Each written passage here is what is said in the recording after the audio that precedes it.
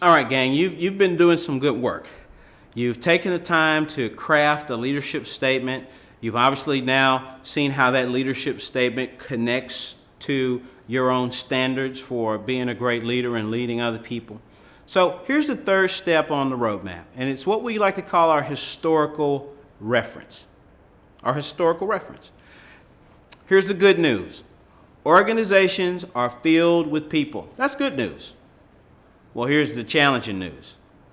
Yeah, organizations are filled with people.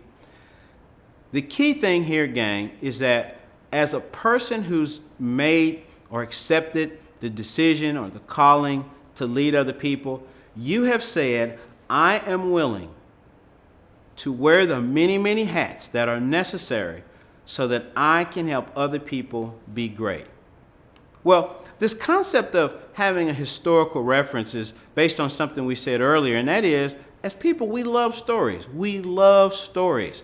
You know, one of my favorite storytellers is Steven Spielberg. That's a person I greatly admire for his ability to take a concept, put it on the screen, and just have you locked in for 2 hours.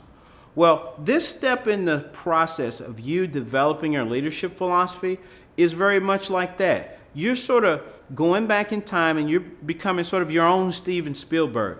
You're going to identify stories from your past that you can tell people on your team, people you work with, when you need to help somebody maybe understand you from a different point of view. Or maybe you start interacting with someone on your team and you realize that maybe some of the more traditional ways of reaching them won't work, but giving them a story about sort of where you come from and why you believe what you believe might work. Here's something that I like to do. I tell this story, and it's worked a lot of times to help people sort of understand my point of view. I was very fortunate. I grew up in St. Louis, and I went to what I think is one of the greatest high schools in America, St. Louis University High School, all boys, Jesuit college prep high school. And two guys who sort of became my big brothers, Reggie and Rob, they were a year ahead of me. Well, I actually followed them from high school into college, Rockhurst College, which is now Rockhurst University in Kansas City, Missouri. And they were just sort of like my unofficial big brothers. Well, one day we were sitting around in the dorm and we were sort of moaning a little bit because we felt like our campus that there weren't enough activities there for African American students. And we were just griping, and I was probably griping the most, which is not common for me, but there's the story. Well, as we continued to talk about what wasn't available, we couldn't do this, we didn't have this, we need more of that, Reggie suddenly said, well, what are we going to do about it? And we sort of looked at each other. He said, what are we going to do about it? Well, before I knew it, Rob had pulled out a piece of paper, Reggie got a pen, and we wrote down all the organizations we could think of on campus: student government, yearbook, the pep band, the radio station, you name it. And we just started everything we could think of. We sort of did a brain dump. Well, we got up to about 24 organizations on the list. And once we got to that number, we did something that was very, very strategic. And you'll see that I'm really joking when I say that. But we did this next step, which literally changed us, and it positively impacted our school. We took that list of 24 organizations on campus, and with no rhyme or reason, we did Reggie, Rob, Derek, Reggie, Rob, Derek, Reggie, Rob, Derek, Reggie. That's how we went through the list.